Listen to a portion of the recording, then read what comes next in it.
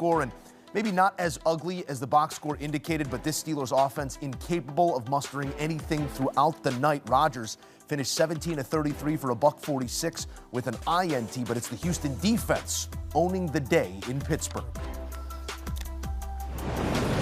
Back in studio alongside Bryant McFadden and Emery Hunt here to break down what we saw, and that's the two-time Super Bowl champ in black and yellow that knows that standard well. And Mac, once again, playoff football and that standard not met. Outmatched in this game, I think fair to say, with what they had to deal with defensively from Houston.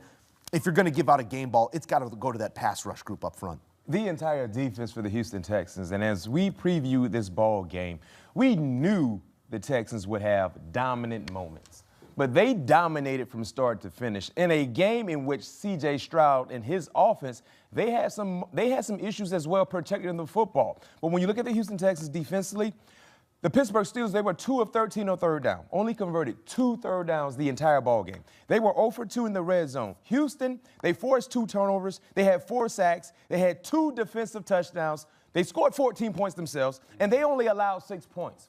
And when they were not taking the football away, they were making Aaron Rodgers so uncomfortable. When you look at Aaron Rodgers' day, he threw for 146 yards. But get this, guys, he averaged 4.4 yards per throw. He was trying to get the football out of his hands. Yeah. And this game reminded me a lot of when the Pittsburgh Steelers played against Cleveland, the last matchup. And just the awareness of where Myles Garrett was. You saw Aaron was just trying to get it out. But when you watch tonight's game, it was like they had multiple Myles Garrett. Edges, A-gaps. It was pressure from everywhere. Everywhere. And then when you weren't getting pressure from the perimeter, the interior, Sheldon Rankins was a grown man. I mean, this defense, highly advertised. They lived up to the billing tonight, and they just took the game away. And then when they finally got things rolling for their team, then their offense showed up as well. So it was an ugly performance for Pittsburgh, and when you watch Aaron Rodgers compared to how well he played against the Baltimore Ravens, he actually looked like he was 42, and it wasn't because he lost anything. It was just how dominant Houston looked defensively. You have to give credit to the offensive line, too. They dominated, Houston did, on both sides of the line of scrimmage. Yep. We looked at how they ran the football and was like, wow, those linemen of the Texans are already at the second level. The backs are getting 5 yards before they even getting contacted by Pittsburgh Steelers defense. So kudos to the Texans for dominating both sides of the point of attack. That was paramount in this ball game for them to have success. We knew the defensive line would do their job, but that offensive line surprised me because I thought the Steelers had the edge up front pregame, but during the game, we saw the Houston Texans start to lean and wear down that Steelers defensive front, which led the run game happen. And to your point, 6.2 yards of play for the Texans. So when C.J. Stroud held on to the football, they found success, and they were already on the plus side of the sticks, which is why they were able to convert 10 out of 14 or 13 on third downs. We're going to get to what's next for quarterback and coach in Pittsburgh in just a bit, and broad thoughts there, I'm sure. But staying locked into what we saw over this 60 minutes, it was historic in some ways, this performance by the Houston Texans defense. First time in NFL history, a defensive touchdown, no touchdowns allowed, and fewer than 200 yards of total offense allowed. This was comprehensive in their effort, what they did to this offense of the Pittsburgh Steelers.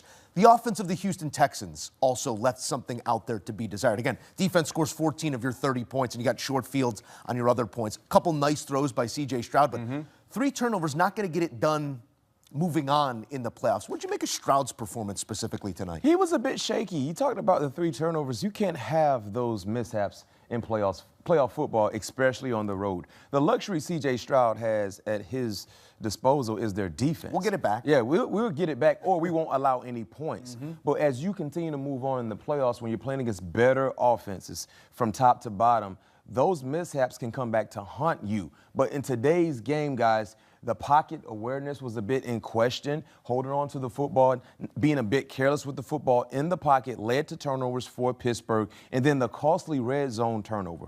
You know, those are areas you have to be smart with the football. It didn't hurt them tonight, but if you continue to have those mishaps in the red zone when you're taking points off the scoreboard, worst case scenario, you're kicking 3, you're making 3, you're getting 3. Yeah. But you cannot allow the opposing defense to take the football away. And those are things that C.J. Stroud has to get out of his game because he's been in playoff moments before. This wasn't his first playoff career game.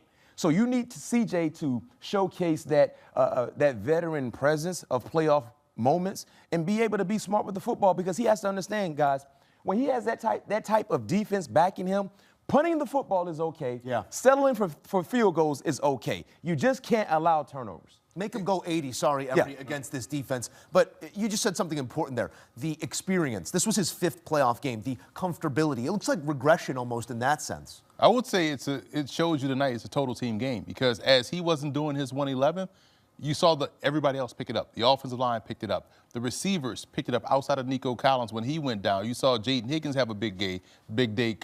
Christian Kirk had a huge day. 8 for 144 and a touchdown. And that was huge. And then you saw, Jalen Noel had himself some moments as well. So I like the fact that everyone else around C.J. Stroud didn't cater as he was catering, and then he finally got his sea legs underneath him, made 1 or 2 throws. But you're right. In order to move forward, when you're looking at who they face next, New England, this is a football team. They're going to need their best from C.J. Stroud. Yep. They're going to need their best from their offensive line once again. They're going to need the best from their receivers once again. So maybe this was an appetizer for what we're going to see next week, but they need C.J. Stroud to elevate his level of play, because the C.J. Stroud we saw tonight was like the C.J. Stroud we saw earlier in the year that was going through those bouts of inconsistency.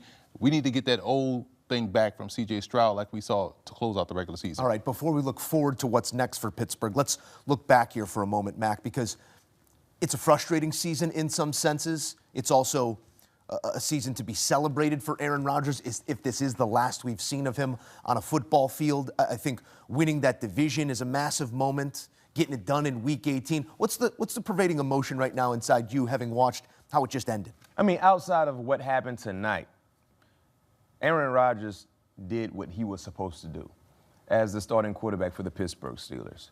You talk about being in a division with Lamar Jackson, with Joe Burrow, high-level quarterbacks that we all respect, and beating those guys enough to win the division and also have a home playoff game. That's what you wanted. Because if you look at some of the predictions that we were getting all across the country in terms of NFL minds, no one anticipated the Pittsburgh Steelers winning the division.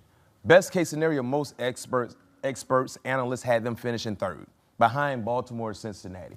So if you look at what Aaron Rodgers did, especially regular season production, he did what he was supposed to do. Clearly you wanted to see more from him, but it's hard. You talk about being the oldest quarterback in the playoffs and playing against a great defensive line and not getting the protection, and your wide receivers or pass catchers not creating separation. That's a tall task. So to answer your question, I don't think it was a bad signing. And we're already hearing from the Pittsburgh Steelers that if Aaron Rodgers would like to return, doors open, they will welcome him. Remember who finished the season a year ago for the Pittsburgh Steelers? Russell Wilson. They didn't have the same sentiments for Russell. Clearly, they allowed him to test the market. So if they feel like Aaron Rodgers not only lived up to the billing, Emery, but he still has something left in the tank as well to play good enough for us in 2026 if he would like to do so. I just feel like we left this season still not knowing an identity for Pittsburgh, even with Aaron Rodgers and how well he played down the stretch. So hopefully if he returns, there is something that we can now, okay, this is what they do well, this is who they're going to be, this is what they have around them. There was a lot of unknown coming into the season, and I feel like we're with that same unknown outside of a few pieces off. You know what you have in Ken of the game well, you know what you have in those tight ends, when they get healthy, but at the end of the day, do we still know what this offense is? And we know defensively what they are, but offensively speaking, I feel like we still have some unanswered questions, and hopefully we don't leave with that cliffhanger, how it